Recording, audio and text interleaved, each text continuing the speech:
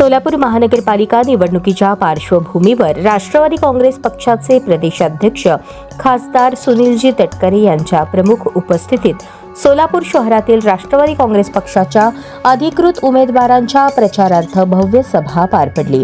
यावेळी सोलापूर शहराच्या सर्वांगीण विकासासाठी पक्षाच्या वतीने माता रमाई आवास योजना केवळ कागदावर न ठेवता प्रत्यक्ष जमिनीवर घरे उभारण्याचा ठाम संकल्प मांडण्यात आला।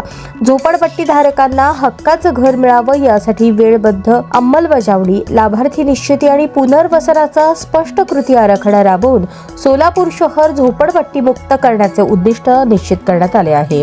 शहरातील बाजारपेठा, बस स्थानके, रेल्वे परिसर, रुग्णालये, शाळा, महाविद्यालय व गर्दीच्या ठिकाणी स्वतंत्र व स्वच्छ महिलांसाठी स्वच्छतागृहे उभारण्यात येणार आहेत। तरुण, महिला व नवउद्योजकांना रोजगाराच्या संधी उपलब्ध व्हाव्यात यासाठी नियोजित फूड मार्केट व फूड स्ट्रीटची उभारणी करण्यात येईल। तसेच सोलापूरच्या 200 किलोमीटर परिसरातील एकमेव प्राणी संग्रहालयाचे संवर्धन, आधुनिकीकरण, पुनरुज्जीवन करण्यासाठी ठोस धोरण, आवश्यक निधी आणि वेळबद्ध अंमलबजावणी सुनिश्चित करण्याचे स्पष्ट विजन मांडण्यात आले।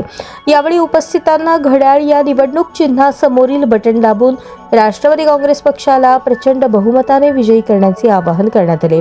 या प्रसंगी राज्याचे कृषी मंत्री नामदार दत्तात्रय मामा भरणे, महिला आयोगाच्या अध्यक्षा रुपालीताई चाकणकर, उमेश पाटील, संतोष पवार, वर्षा शिंदे, जुबेर बागवान, चंद्रकांत दायमा, वसीम बुरहाड, संध्या सोनवणे, सुहास कदम, चित्रा कदम आदी मान्यवर उपस्थित होते।